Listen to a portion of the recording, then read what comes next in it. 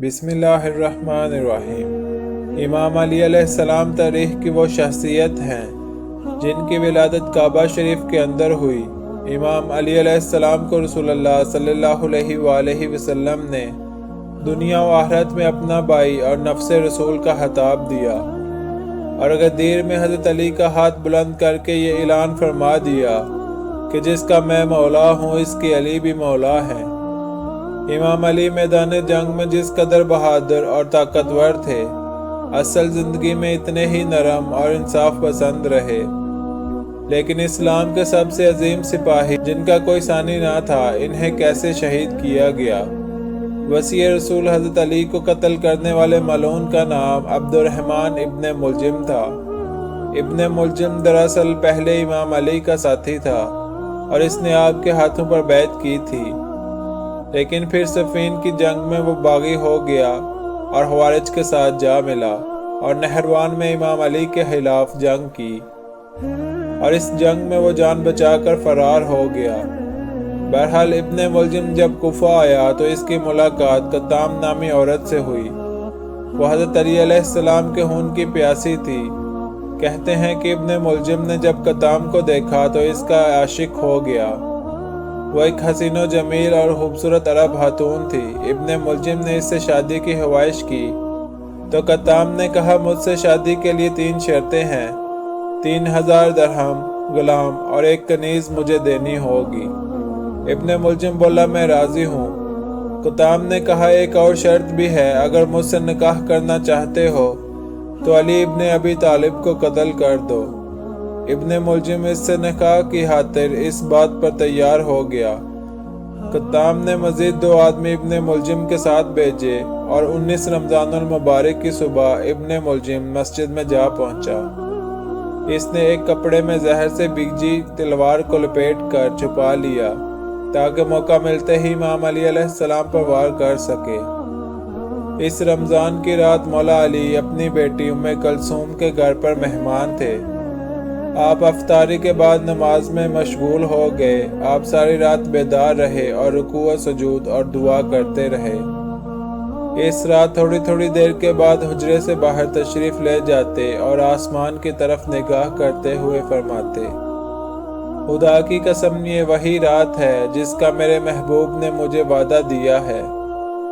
رات ڈلنے لگی تو آپ علیہ السلام نماز فجر کی ادائیگی کے لیے گھر کے دروازے سے باہر نکلے۔ دروازے سے باہر آتے ہی بڑی بڑی بطحوں اور مرغابیوں نے امام علی علیہ السلام کا راستہ روک لیا اور زور زور سے آوازیں لگانا شروع کر دی۔ امام نے اپنا کمربند باندھا اور مسجد کی طرف روانہ ہو گئے۔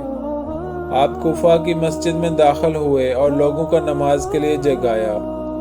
اس وقت ابن ملجم مسجد میں الٹا سویا ہوا تھا۔ امام نے اسے بھی جگایا اور فرمایا، اللہ کے گھر میں اس طرح نہ سو، اٹھ اور نماز ادا کر۔ آپ علیہ السلام نماز فجر کے لیے امامت پر کھڑے ہوئے اور جب پہلی رکعت کے پہلے سجدے سے سر اٹھایا تو ابن ملجم ملعون نے چلا کر وار کیا اور آپ کے سر پر ایک کاری ضرب ماری جو آپ علیہ السلام کی پیشانی پر لگی، اور امام نے فرمایا، رب کعبہ کی قسم میں کامیاب ہو گیا، اور محراب مسجد میں زمین پر گر پڑے۔ لوگ چلائے کہ اس ملعون کو پکڑو۔ ابن ملجم نے بھاگنے کی کوشش کی۔ مسجد میں صدائیں بلند ہوئیں اور کچھ لوگ اس کے پیچھے بھاگے، جبکہ کچھ نے امام علیہ السلام کو سنبھالا۔ آپ کے زخم سے جیسے ہی خون کے دھارے پھوٹے تو زمین لرز اٹھی، سمندر طوفانی ہو گئے، آسمان میں تزلزل ہوا اور مسجد کے دروازے شدت سے ٹکرانے لگے۔ کالی آندیاں چلی اور ہر سمت تاریکی چھا گئی۔ دوسری طرف ابن ملجم ملعون جو بھاگنے کی کوشش میں تھا، لوگوں کے ہاتھوں گرفتار ہو گیا۔ خوف کے مارے اس کی سرخ آنکھیں گویا حلقوں سے باہر نکل رہی تھیں۔ اسے مسجد میں پیش کیا گیا۔ امام علیہ السلام نے جب اپنی آنکھیں کھولی تو ابن ملجم کو دیکھا کہ اس کے ہاتھ بندھے ہوئے تھے اور شمشیر اس کے گردن پر تھی۔ آپ نے کمزور آواز سے اور مہربانی سے فرمایا، اے مرد، تو نے بہت بڑا گناہ کیا ہے، تو نے ایک بہت گناہگار عمل انجام دیا ہے۔ کیا میں تمہارے لیے برا امام تھا؟ کہ تم نے یہ بدلہ دیا ہے، کیا میں تمہارے ساتھ مہربان نہ تھا اور تمہیں دوسروں پر ترجیح نہ دیتا تھا، اور کیا تیرے اوپر احسان نہیں کرتا تھا؟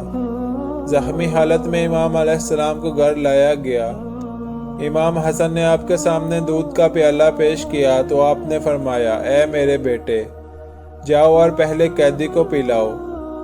پھر امام نے اپنے فرزند کی طرف رخ کر کے اس ملعون کے حق میں سفارش فرمائی کہ اے میرے بیٹے، اپنے قیدی کے ساتھ مہربانی سے پیش آؤ اور اس کے ساتھ نیکی، شفقت اور رحم دلی سے سلوک کرو، اور اگر میں دنیا سے چلا گیا تو اس کا قصاص کرو اور اسے ایک ضربت سے قتل کر دو، اسے آگ میں نہ جلاؤ اور اس کے اعضاء مت کاٹو۔ جناب حنفیہ فرماتے ہیں کہ 20 رمضان کی رات ہم نے اپنے بابا کے ساتھ جاگتے ہوئے گزاری۔ زہر کے اثرات پورے جسم میں پھیل چکے تھے۔ آپ علیہ السلام نماز میں مشغول رہے اور وصیتیں کرتے رہے۔ 21 رمضان المبارک کی رات آپ علیہ السلام کی روح اقدس اس دنیا سے پرواز کر گئی، اور اس طرح اس رات مسلم تاریخ کے سب سے عظیم فاتح اور مومنین کے مولا اس دنیا سے رخصت ہو گئے۔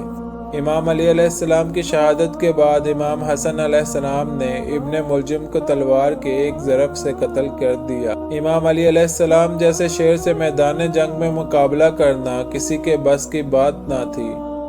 یہی وجہ تھی کہ خوارج نے آپ پر چھپ کر وار کیا اور آپ کو شہید کر دیا۔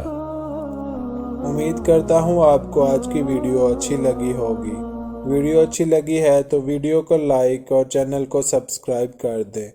اللہ تعالی ہم سب کا حامی و ناصر ہو۔ اللہ آمین یا رب العالمین۔